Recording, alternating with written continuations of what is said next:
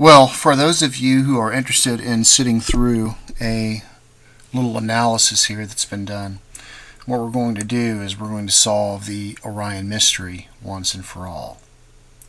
Now, I've already solved this thing several times, but I've kind of got pieces here and pieces there. Without being able to recall all of them at once, I have put most of them together. And as you can see, I've got a lot of tabs at the top of the screen where we go across culture. And as you can see right here in my media player, I've got all these various clips. Now, these various clips come from different lectures, and I'll try to be as clear as I can where they come from. The top one here comes from Kabbalah. This comes from the Vision of Hermes. This comes from the great Hermetic literature. This comes from the Casting the Sun and the Moon. I believe that comes from one of the Hermetic literatures. The Mirror of the Macroprosopis, that also comes from Kabbalah. Pyramid and Universal Mind, that comes from the Initiation of the Pyramid. As above, so below, I believe that is part of the great Hermetic literature. Hermes and the Pattern. This comes from the Jacob's Ladder to the Stars, and then this last one comes from Jacob's Ladder to the Stars. So I've assembled all of these little clips together. We're going to go through those. We're also going to take a look at the Papyrus of Ani, E. Wallace Budge, utterances in the pyramid texts, things from Kabbalah that we see here down in this text. We've got to look at from the Mayan cultures, and more stuff from the utterances of the pyramid texts. This is the Virgin of the World, where Hermes is speaking to Asclepius. And we've also got the Gospel of the Egyptians. And then we've got stuff from the Zohar and also the Gospel of Judas. So we're going all around here. We're also going to be looking at Revelation that we see here. Revelation 10, the seventh angel.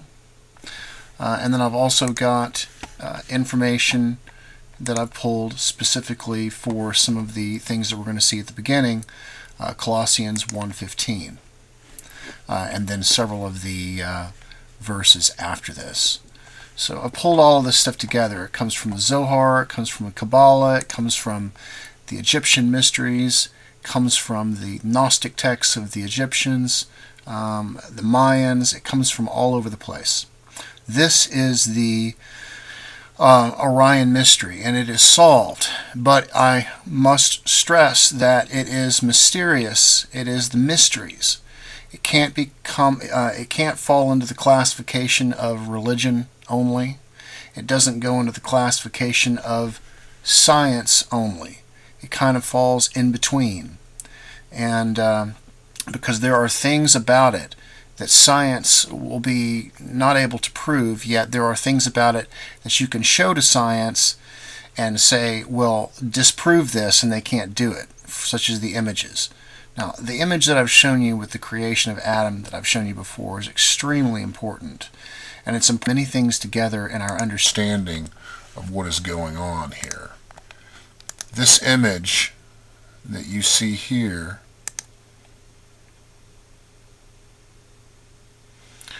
which I think is really funny. I had somebody in my last video tell me I'm hesitant to believe this image because they have scientifically proven that the Orion Nebula is so many years old. Well, scientifically proven, they haven't proven jack, because there's things about the Orion constellation that are extremely easy to see, such as the whole Fibonacci loop that covers the whole Orion constellation and centers right on the Orion Nebula, and the stars that they declare, like Bellatrix, which is the closest to us, is much older than they declare the Orion Nebula. It makes no sense that all the stars leading up to the very center point of the Fibonacci spiral would be all younger than the very center point of it, when it's clearly showing that that's where everything is emanating from, is that area. So this is a really important image because it ties a lot of things together. We see the stars all around it, but we see this archetypal image, and this archetypal image is the image of human brain faced in right profile. This is not a matter of pareidolia. This is a matter of image recognition. So for those of you who have knee-jerk reactions and like to talk about pareidolia, I suggest you look up the difference between pareidolia and image recognition.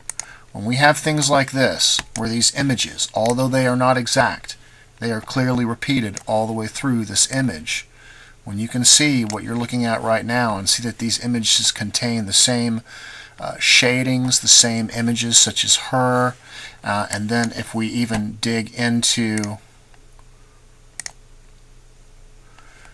deeper into the image at a very close-up level, this is called image recognition. So if you are a pareidolia person, make sure you know the difference between pareidolia and image recognition. This is image recognition. And what makes this so important is that that was created 100 years before the first telescope was ever invented. And we see this kind of thing happening all over these cathedrals. Just like when we take a look inside of the Church of the Jesu. The Church of the Jesu shows us the image that we see right here.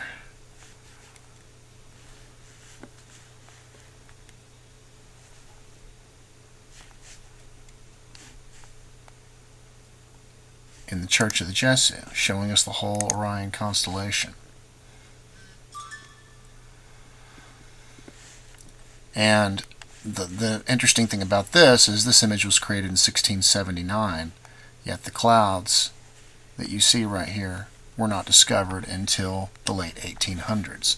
So this is where we have something very mysterious going on, and it can easily be proven to science, yet science is too afraid to look at it.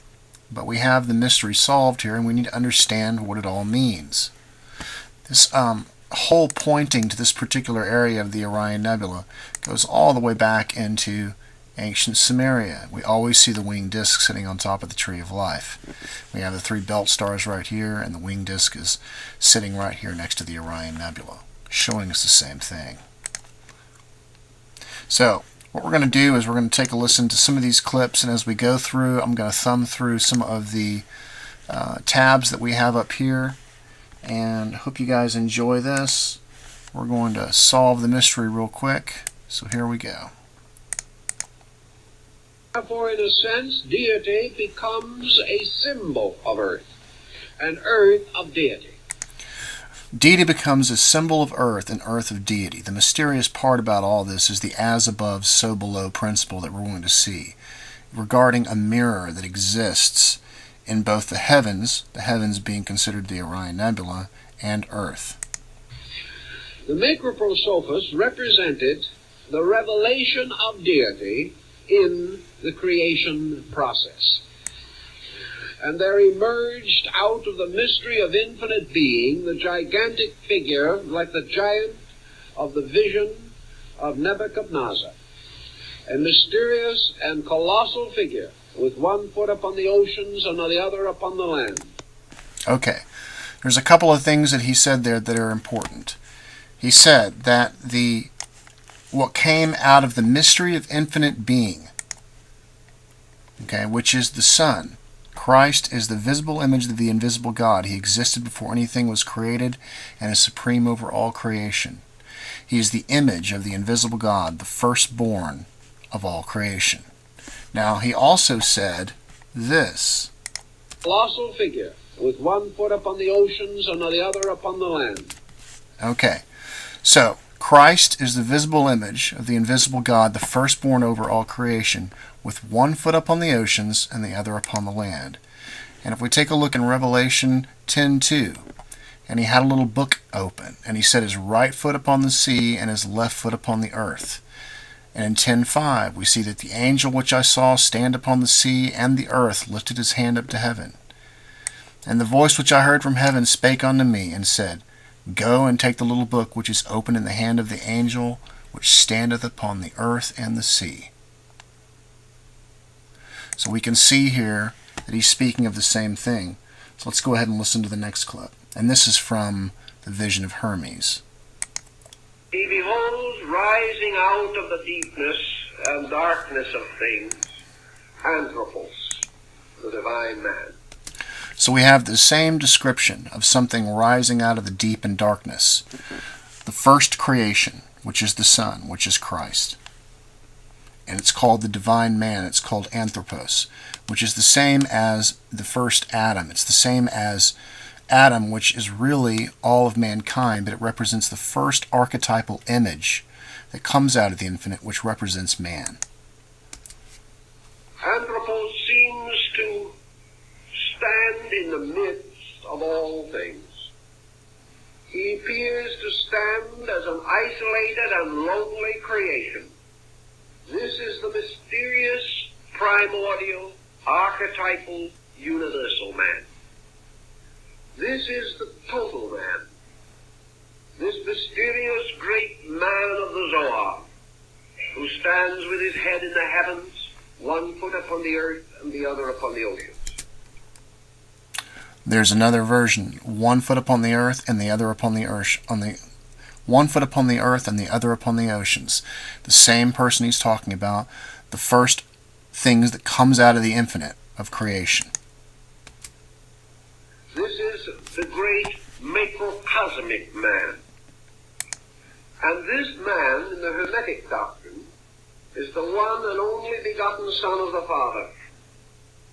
And this is the man that stands forth as Anthropos, the man which is the son of the mind, the son of reason, in whose nature have been gathered all of the celestial elements.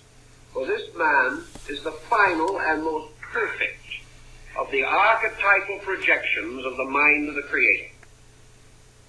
This man, therefore, is that being made and fashioned in the image of the reason of God. Efforts have been made to parallel this man with the Christ of Christianity. Okay, so they parallel this man with the Christ of Christianity because Christ is the firstborn out of the infinite, which is the image of the invisible God, just like man was created in the image of God.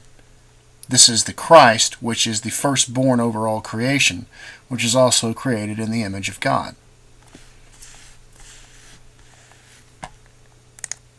As the only begotten, and also, strangely, as the celestial Adam. Celestial Adam. That is the same as what we see here. This is the archetype of man. And this is the celestial Adam, which is the same as the Merkaba, which is the same as the chariot.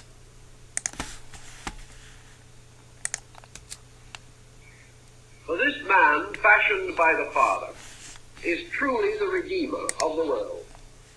It is truly the creature that was made to be proprietor over all things.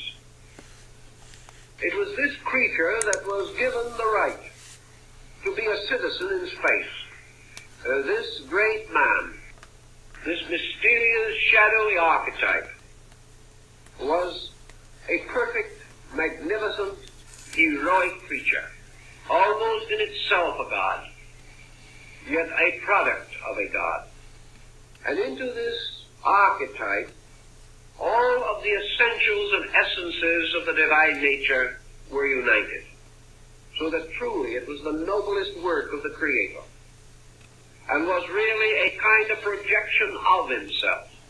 There may be a parallel to this in the idea of Osiris being reborn in his own son Horus. Okay, a projection of himself, which is the same thing that we see here. He is an image of the invisible God. And he said being reborn into his own son Horus. Now you got to remember that these are all just different versions of the same story.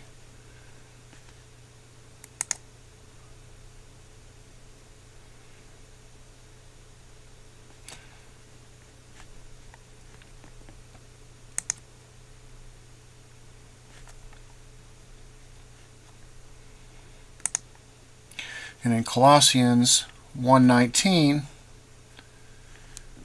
for God in all his fullness was pleased to live in Christ, Being reborn into his own son Horus, God in all his fullness was pleased to live in Christ. Now let's take a look at the Papyrus of Ani real quick.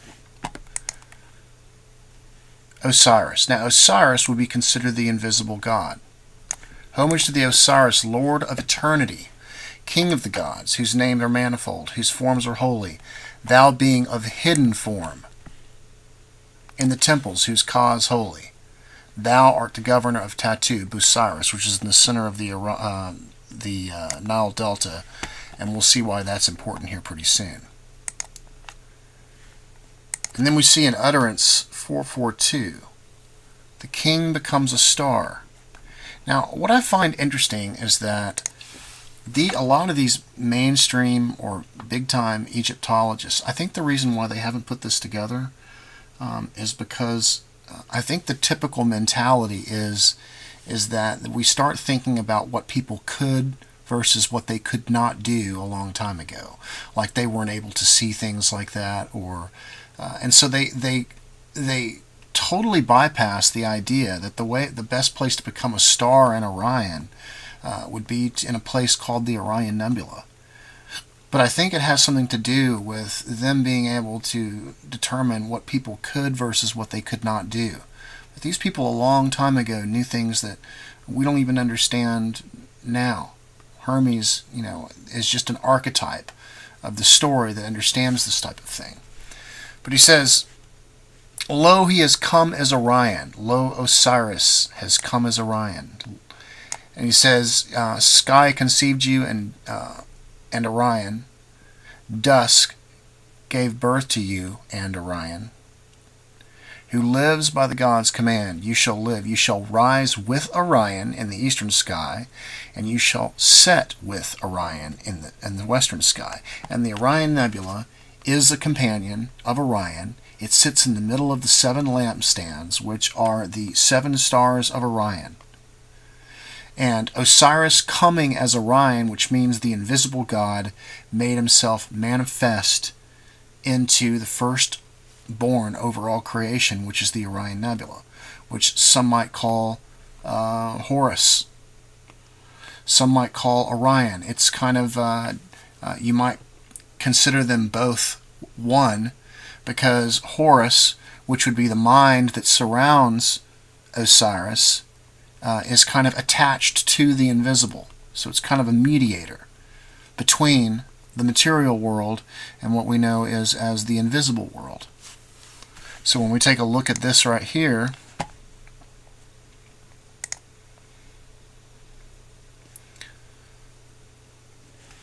we have lo, Osiris has come as Orion, so we have the invisible creating that first point, Kether, and then which this area right here is the Christ. This is the Christ. This area is the firstborn over all creation. But it is a level of Christ. We might think of this as the Christ of the human civilization, because this is the archetype of man that we see right here. And we can also see that Christ is attached to Osiris in the sense that Osiris is right here and Christ is attached to it. It's the mediator between the material world and between the infinite. It's the intercessor. So, take a listen to the next part here. For it was through this great man or universal being which it had fashioned that reason came into its perfect rulership over matter. Because this archetypal being was virtuous, gracious, full of light and wisdom, defective in nothing, deficient in nothing, because within it were all the potentials and powers of the eternal reason. For this being was not embodied. It was simply a great design, a great living archetype. So this being was not embodied. It was a big design. It was a living archetype. That's exactly what we see right here. It's not embodied all in material. It is a big design. It is a big archetype. It's the same archetype that we see when we take a look at Michelangelo's painting here that he did 100 years before the first telescope. And when we take a look at the first one born over all things, for in him all things were created, things in the heaven and on the earth, visible and invisible, whether thrones or powers or rulers or authorities. And if we take a look at the gospel of the Egyptians, that same archetypal universal man, which is Adamus, he came forth at the place of the cloud of the great light. Adamus is a light which radiated from the light. He is the eye of the light, for this is the first man. He through whom and to whom everything came into being, without whom nothing came into being. And that's the same thing that we read here in Colossians 1:16. This is the same archetypal universal man that is being described. It's the Christ, but it's also Adam, which represents man. Because Adam in Hebrew actually means man.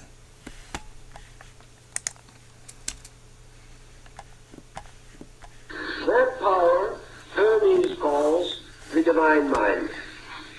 He calls it also universal reason. He says that the firstborn of the infinite is the extension of the infinite itself into the field of pure cognition. This mind, in the Hermetic philosophy, becomes the only begotten of the Father. It becomes, strangely, both the only begotten and the firstborn. For we refer to Jesus as the only begotten, and at the same time assume that deity is the creator also of ourselves.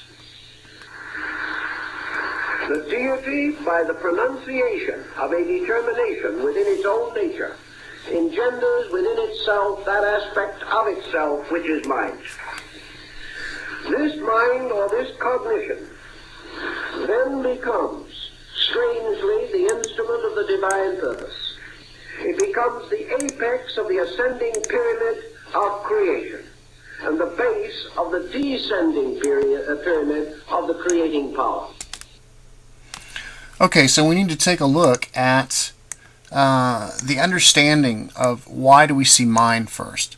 Well, when we see mind, we're looking at things born, the firstborn of consciousness, and the way that the universe shows this type of thing as firstborn of consciousness is it starts at the pineal gland. And we know this because we can take a look at any images from creation, and we can see the same thing. We can, as far as man goes, and we can see it also in the universal archetype of man. Because if we take a look at this image that Michelangelo created, what he created is a brain in right profile.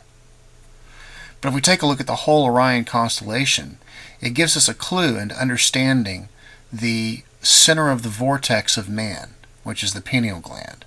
Let me show you what I'm talking about real quick on that. This is a fetus, a human fetus. And if we take a look at the golden spiral, we can see that the golden spiral, it ends up right inside the head area, close to where the pineal gland would be if this thing were more developed. Let me show you another image. If we take that same fetus and we put it inside a brain, we can see that the brain has the same curvatures in the golden spiral that we see in the fetus. And where the pineal gland exists inside the brain is basically right where the head area is, or where the pineal gland would be in the fetus. Let me show you another image. This is the human brain that we can see right here, and I have a shell on top of it, a seashell. And we can see the way it covers the whole brain, and where the center of the vortex is actually where the pineal gland is in the brain. If we continue this thing out and use the golden spiral all the way out, the next pass on a golden spiral with the true 1.618 passes right by and separates the head from the body. And at the next pass, it goes right by and passes just next to the coccyx. So we can see that the center of the vortex in man is the pineal gland. We look at the brain and our main archetype that we see, it's all fractal. So when you take a look at the whole Orion constellation and the Barnard's loop circling around, you can see that the Orion Nebula ends in the same location as the pineal gland of the brain that we see right here.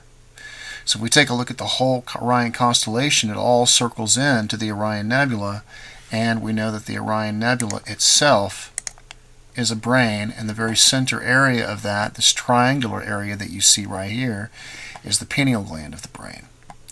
So this is the center of the vortex on man, which is the pineal gland. And that's the reason why it was so revered a long time ago, I'm pretty sure. So you can see from the fetus all the way to what we see when we take a look at an adult human brain. We can see that the golden spiral all centers in on the area of the pineal gland. Here's another image right here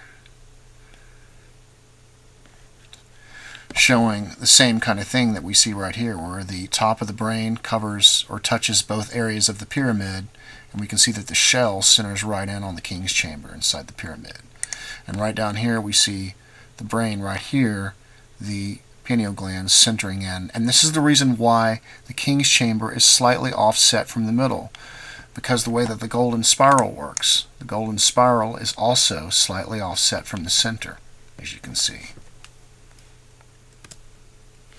Now, continuing with our descriptions and our lectures here from our clips from Manly Hall, this is where we're going to start getting into the mysterious side of things, because somebody knew that the Michelangelo painting was tied to this particular macrocosmic man.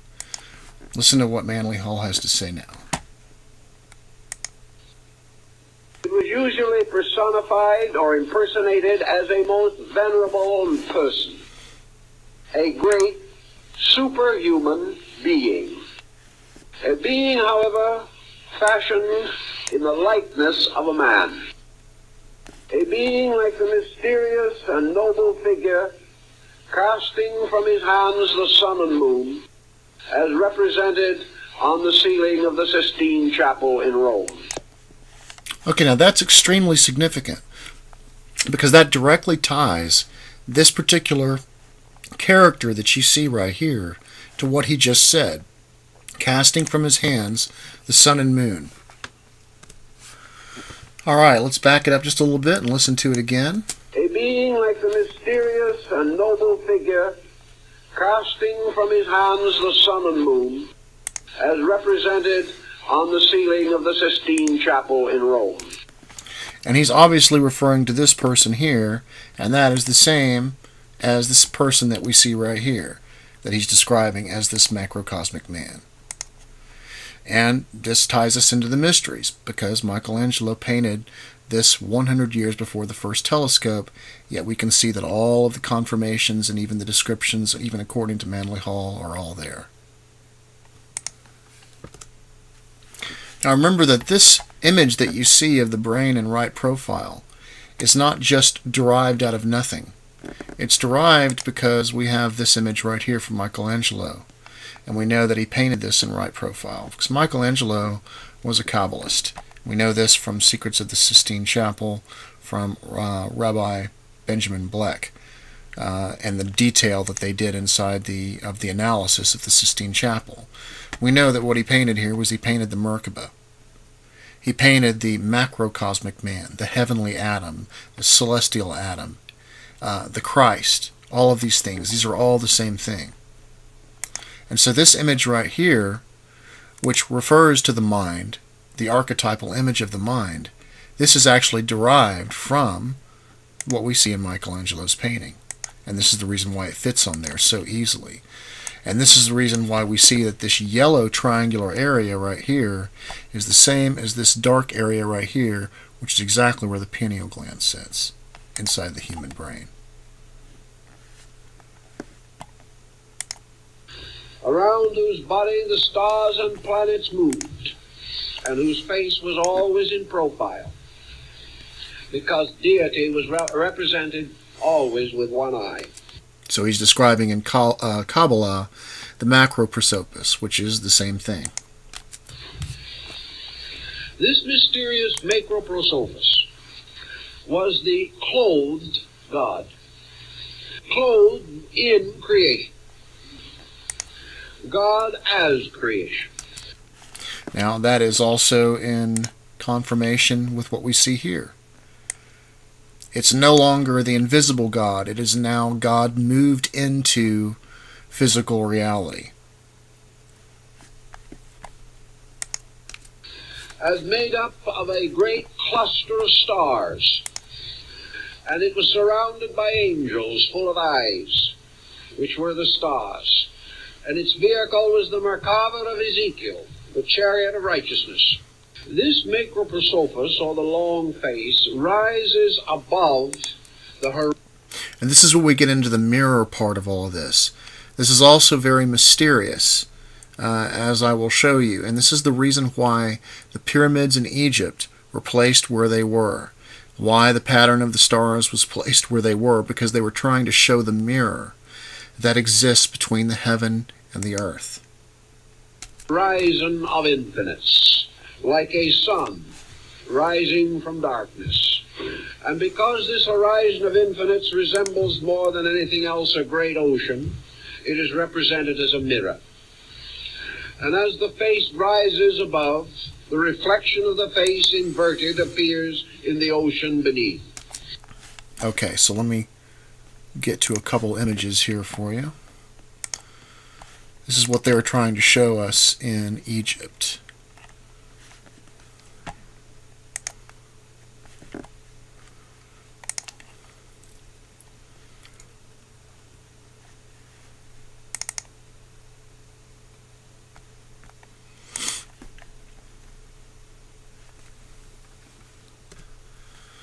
Now, the reason why they placed the pyramids where they did, just at the base of the Nile Delta, is because that's where the center of the circle is.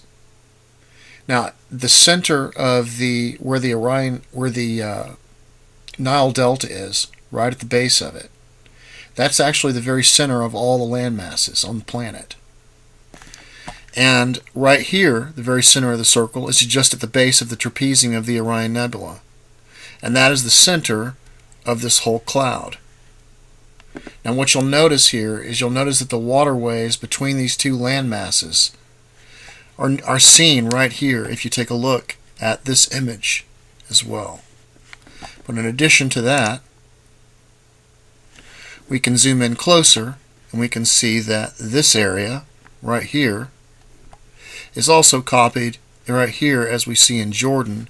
And if we zoom in even closer, we can see that the whole Nile Delta itself, and even the images that we see, where Kether represents more of a nebulous thing, and the earth represents a solidified version.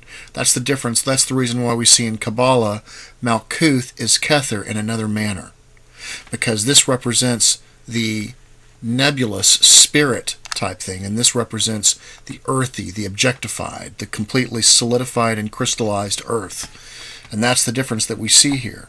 We can see that the whole Nile Delta that we see follows the same pattern here as it does inside the trapezium area, and then we can also pick out these areas right here all the way through. Something that may be easier for you to see here are these three rectangles. After we have lined up the two, we have the overall image of the Nile Delta and the overall image of the trapezium, and then we zoom into these areas that we can see are repeated all the way through. These areas here repeated all the way through into the nebula. This area, and for those of you who scream pareidolia, this is not pareidolia, this is image recognition. This is image recognition from an impression all the way to the objectified, and we can see that these are repeated all the way through.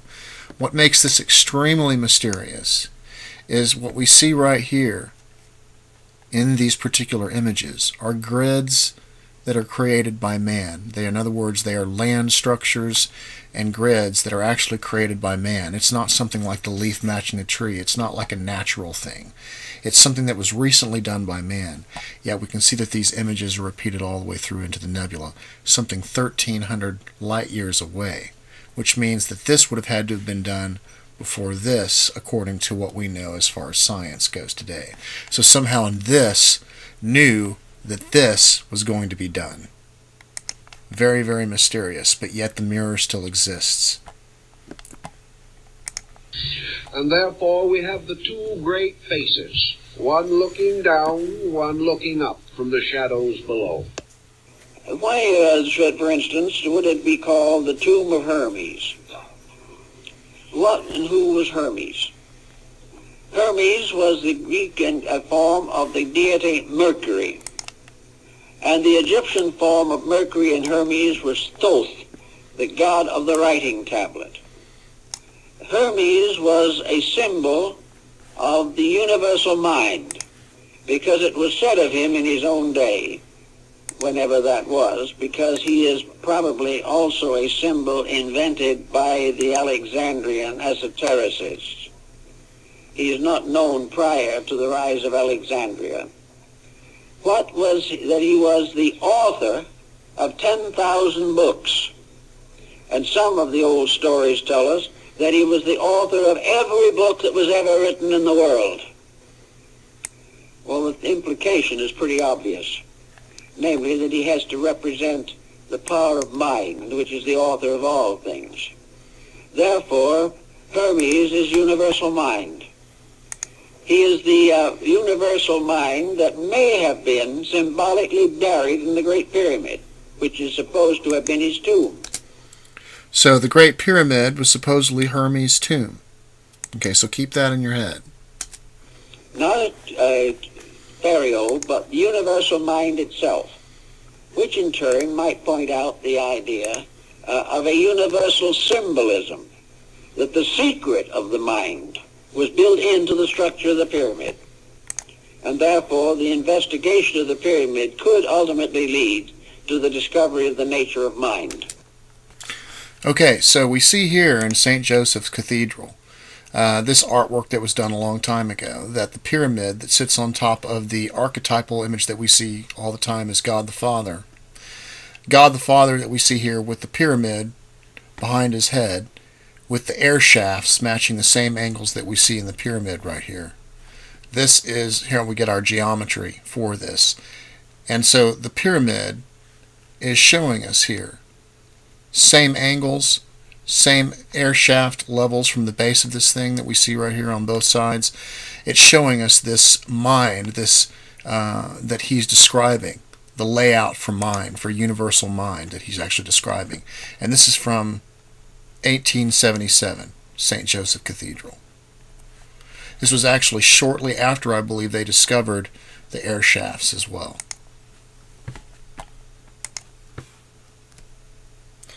Now, tying that to Osiris, we see that in Pyramid Text Utterance 600, this king is Osiris, the pyramid of the king is Osiris. This construction of his is Osiris. We see that in Utterance 600. So Osiris is being this construction of the pyramid is actually said to be Osiris. Now Osiris, we need to further understand what that is, because when we talk about Osiris, what area are we talking about? Well, we already know that Osiris is the invisible god born into his own son Horus, so it's referring to that same area. It's referring to the center of the Orion Nebula, which is the trapezium. Well, this is important because when we take a look at the trapezium of the Orion Nebula as compared to what we see here in Utterance 600, that the construction of the pyramid is Osiris, we see something very important. From Klaus Dona's work, where he found this Orion pyramid here with the eye on top of it, because remember, the Adamus is the eye, the light that radiated from the light. He is the eye of the light, if you recall. And we have the pyramid here, and then on the back of it we have Orion. And right here it says the Son of the Creator comes, but the Son of the Creator is this area right here, because it's the firstborn out of creation. Now, the interesting thing about the trapezium that we see here is that the trapezium and the angles and the slopes of it match the angles of the Great Pyramid at 51 some odd degrees, 51.8 degrees. And we can see that the peculiar architecture of the pyramid shows in itself the drift of the metaphysical thought of their builders. The apex is lost in the clear blue sky of the land of the pharaohs and typifies the primordial point lost in the unseen universe from whence started the first race of the spiritual prototypes of man, which is the Christ, which is Adam, which is the reason why the trapezium here matches the same slopes as we see on the Great Pyramid, and the reason why we see this as Orion and the Son of the Creator comes, because this is the Son of the Creator right here, and this is what produces all of the matter in our universe, or our universe that relates to us. Now, there's many of these out in the universe, and so this area represents the archetypal realm of the human race. We also have Hermes giving to us one of the great principles which was later to influence all our knowledge, and that is the great concept of analogical resemblances. Long ago it is said that Alexander the Great, while king of Macedonia, went out into the desert to visit the tomb of Hermes. Remember, the tomb of Hermes is the pyramids now.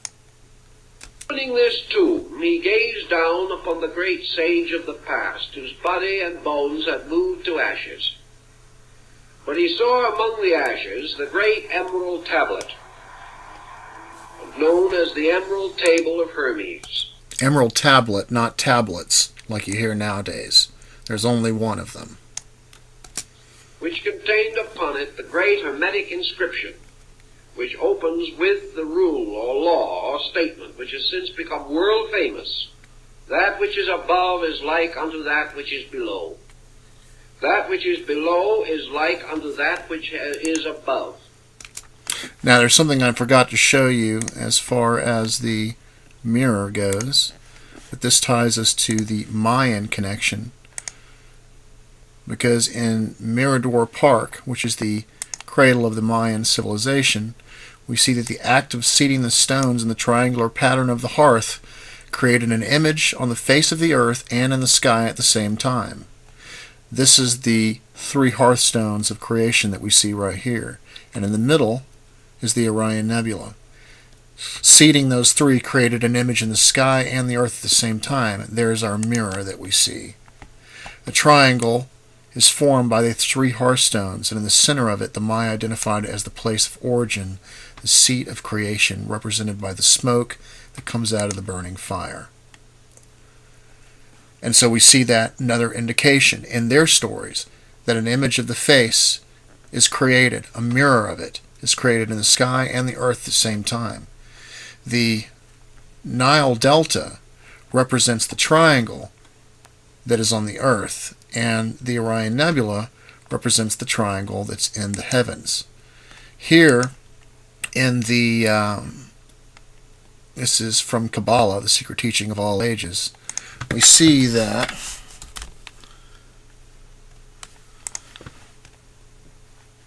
the brow of God and his eyes formed a triangle in heaven, and its reflection formed a second triangle in the waters. Well, if we take a look at this right here, the triangle is situated right on top of the brow being the pineal gland of the brain. This particular triangle right here is also seen in both the heavens and on earth. This is the triangle that we see in the waters. This is the triangle that we see in the heavens. So you can see all of this is confirmed all the way across culture, and from Kabbalah to the Bible to everything that we see. The angel cloth of the cloud, the seventh angel, all of this stuff. This parallel created the entire concept of medieval science, a science based upon the similarities of things, the idea of macrocosm and microcosm, that the universe was the great man and man the little universe.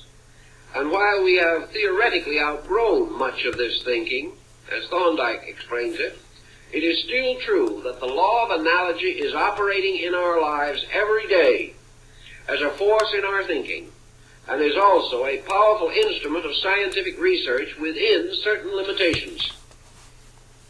So the Hermetic concept of analogy stands out in a strange intensity We can probably trace the thinking to earlier periods and far places, but the statement, the bringing together of the idea and its clarification seemingly was part of the Hermetic tradition.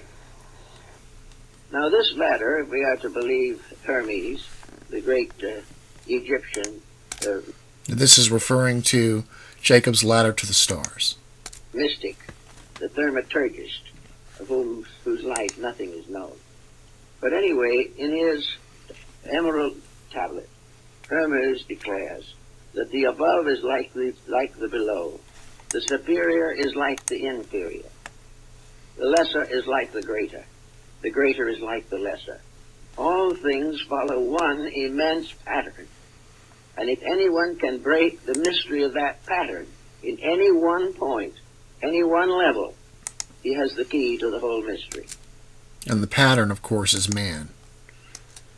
Now, if the individual has followed this line through, he then comes, as the Egyptian mystery shows, and the Eleusinian, and the Bacchic and Osirian mysteries, he comes into the presence of the Great One.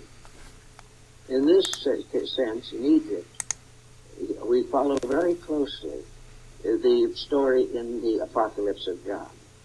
For we come to the great figure walking among the candlesticks, carrying the stars. This is a symbol of that which is above these limitations. This is a release in which the individual, having step by step overcome the impediments which he has placed upon himself or has permitted to society to place upon him through wrong education and wrong laws, that the individual comes into the presence of Osiris in Egypt and comes into the presence of the Lord with the stars and the candlesticks. And in every religion there is some. So we see the same thing. The Lord with the stars and the candlesticks is the same as we see when we take a look at the seventh angel, which is the angel clothed with a cloud. And so then we have a couple other things to take a look at that I've already given you in the last video, but we'll just review them real quick. It's speaking of the Merkaba here. By the face of the man is meant the face of the male and female blended into one, which is what we see in Michelangelo's painting. In Kabbalistic terms, he's termed the heavenly man, the Adam Kadmon, the Merkaba or chariot. The Merkaba that we hear about from Ezekiel as well. He hides himself in the waters and makes the clouds his chariot. That's what we see right here.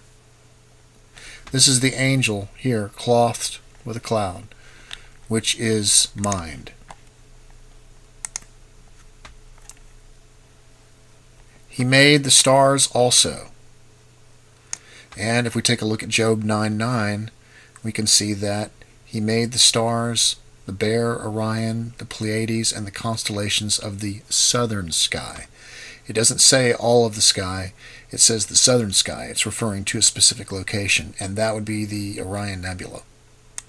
We also know that the Orion Nebula is most likely the candidate of the creation of the stars in Orion, because we see the large Fibonacci spiral that goes into the very center, which goes all across the whole Orion constellation. When the Holy One created man to dwell upon the earth, he formed him after the likeness of the Adam Kadmon, the heavenly man. And that's the reason why we see that this represents the same archetype that we see of man. And by the way, man, if you look up etymology for man, it is another word for mind. It's the symbol of Manus, the mind thinker. And what I find really interesting about the Gospel of Judas here, a great angel, he said, there, which no eye has ever seen, and a luminous cloud appeared there. We see this luminous cloud all the time, God's cloud. God's cloud is the Orion Nebula, the one that the stars and planets move around. Adam was the first in the luminous cloud, and this represents man. It represents man, its very first creation, which is also the same as Christ.